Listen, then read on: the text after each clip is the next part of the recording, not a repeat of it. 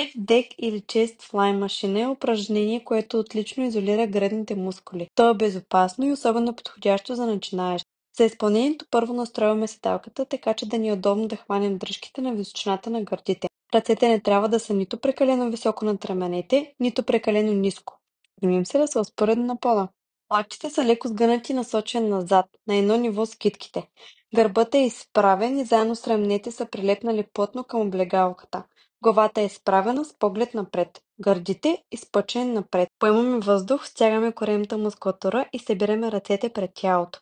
Лактите се разгъват леко, без да ги заключваме, за да засилим контракцията в гърдите. В никакъв случай не отлепяме гърба и не навеждаме тялото напред, защото това би било компенсиращо движение от тялото.